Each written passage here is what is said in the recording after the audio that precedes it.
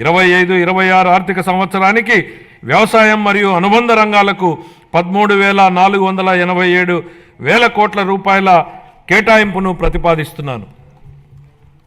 పౌర సరఫరాల శాఖ. కాలే కడుపుకు పట్టెడన్నం పెట్టడమే మా సిద్ధాంతం అని చెప్పిన శ్రీ నందమూరి తారక రామారావు గారు దాన్ని నిజం చేసే దిశగా 94లో సంవత్సరంలో ₹2కి కిలో బియ్యం పథకం ప్రవేశపెట్టారు.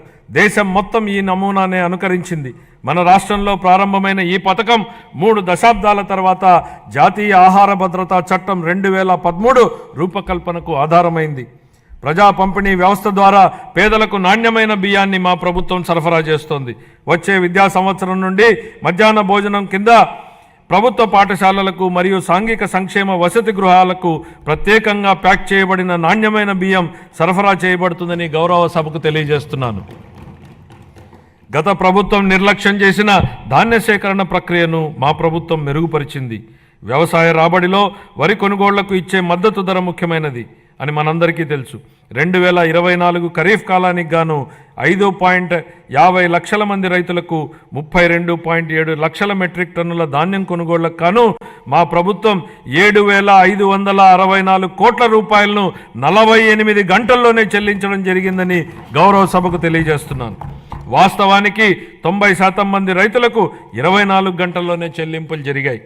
గత ప్రభుత్వ హయాంలో పెండింగ్లో ఉంచిన ధాన్యం కొనుగోలు చెల్లింపులకు సంబంధించి 1,674 కోట్ల రూపాయలను మా ప్రభుత్వం చెల్లించింది. తన సోదరీమణుల వంటింటి కష్టాల నుండి గట్టెక్కించడానికి మన గౌరవ ముఖ్యమంత్రి గారు 1999 సంవత్సరంలో దీపం పథకాన్ని తెచ్చారు. ఆ పథకం సాంప్రదాయ కట్టెల పొయ్యి వాడకం నుండి ఎల్పిజి సిలిండర్ల వాడకం వైపుకు పేద మహిళలు మారడానికి దోహదం చేసింది. మహిళలు మహారాణులు అనే విశ్వాసంతో మా ప్రభుత్వం ఆ వారసత్వాన్ని నేడు కొనసాగిస్తూ దీపం 2.0 పథకాన్ని ప్రారంభించింది. ఈ పథకం కింద 90.1 లక్షల మందికి అర్హులైన లబ్ధిదారులకు సంవత్సరానికి 3 ఎల్పిజి సిలిండర్లను మా ప్రభుత్వం ఉచితంగా అందిస్తోంది. ఈ 25-26 ఆర్థిక సంవత్సరానికి గాను దీపం 2.0 పథకం కోసం 2,601 కోట్ల రూపాయల కేటాయింపును ప్రతిపాదిస్తున్నాను. ఈ ఆర్థిక సంవత్సరానికి గాను పౌర సరఫరాల శాఖకు 3,806 కోట్ల రూపాయల కేటాయింపును ప్రతిపాదిస్తున్నాను. సంక్షేమ రంగం. ప్రజలకు సామాజిక సంక్షేమాన్ని అందించడమే అధికారం యొక్క ఏకైక విధి బెంజమిన్ డిస్రేలి అన్నారు. స్వర్ణాంధ్ర విజన్ 2047 లక్ష్యాలకు అనుగుణంగా మేనిఫెస్టోలో ఇచ్చిన మా హామీలను అమలు చేస్తూ బడుగు బలహీన వర్గాల సంక్షేమానికి మా ప్రభుత్వం పెద్దపీట వేస్తోంది. వృద్ధులను ఓటు బ్యాంకుగా పరిగణించకుండా వారి జీవితాలకు ఆసరా కల్పించడాన్ని మా ప్రభుత్వం ఒక సామాజిక బాధ్యతగా భావించి మన గౌరవ ముఖ్యమంత్రి గారు సామాజిక భద్రతను ఆర్థిక కోణంలో కాకుండా మానవతా దృక్పథంతో చూస్తూ లక్షల కుటుంబాలకు పెద్ద కొడుకుగా మారి 35 రూపాయలతో ప్రారంభమైన పింఛన్ను ఎన్టీఆర్ భరోసా పింఛన్ల పేరుతో ఇప్పుడు 4,000 రూపాయలకు పెంచడం జరిగింది. దేశంలోనే అత్యధిక సామాజిక భద్రతా పెన్షన్లు ఇస్తున్న రాష్ట్రం మన రాష్ట్రమే. మేనిఫెస్టోలో ఇచ్చిన హామీ మేరకు ఎన్టీఆర్ భరోసా పథకంలో భాగంగా మా ప్రభుత్వం పెన్షన్లను వివిధ విభాగాలలో 4,000 రూపాయల నుండి 15,000 రూపాయల వరకు లబ్ధిదారులకు అందిస్తూ నిజమైన సంక్షేమానికి ఆదర్శంగా నిలుస్తోంది.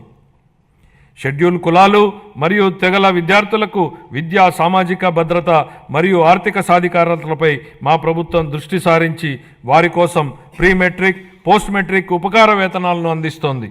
మా ప్రభుత్వం మొత్తం 27.39 లక్షల మంది షెడ్యూల్ తెగల సామాజిక ఆర్థిక అభివృద్ధికి కట్టుబడి ఉంది.